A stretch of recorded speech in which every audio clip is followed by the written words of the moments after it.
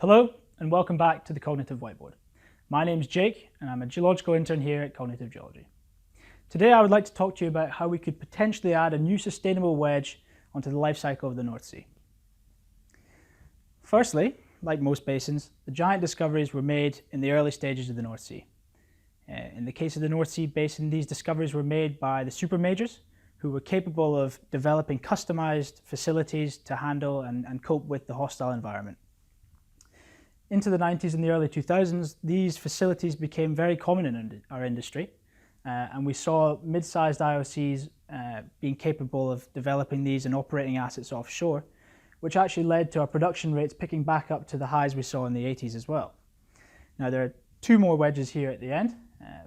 The independents joining the party roughly around the late 2000s and bringing more assets online. But what I'm really interested in is this blue wedge here at the end. As oil price picked up, we see production massively increase as well, which is what we would expect. But as the price dropped to around about $30 a barrel, we saw production just completely stop. And that is, if this shows anything, it's a very unsustainable way of operating. So why did this happen? What led to this? And in the early days, these huge fields were built and developed with customized facilities that were volume driven with large NPVs and huge scale. And the recovery was also driven and enhanced by enhancement recoveries, water injection, gas injections as well. But if this has showed us anything, maybe we need to change how we do things, and maybe we need to move to a primary depletion, a primary production method. This would allow us to operate more quickly, more swiftly, and also at a much lower operating cost and upfront cost. Now, it's going to require a changing economic focus, and it's going to require both companies and government to be on board with this. The big fields at the start were initially NPV driven. They had huge volumes of oil being produced and gas as well, and they had the life extended by the enhanced recovery. But if this graph has shown us anything, that throughout the life cycle, production is declining, and we don't want to end up with a wedge like this blue one at the end. When prices drop, production completely drops as well.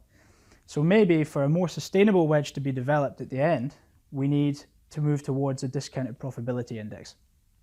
What that would involve is governments accepting this primary depletion and ultimately lower recovery factors, which would bring down our initial upfront costs and also push the production earlier into the life cycle of the project. We'd be developing and producing oil much earlier, which would see our revenues being generated much sooner. Now, why would we go about this? Why would governments accept this? Maybe if we could convince the government that as an industry this is something to do, then the UK North Sea is the perfect place to do it.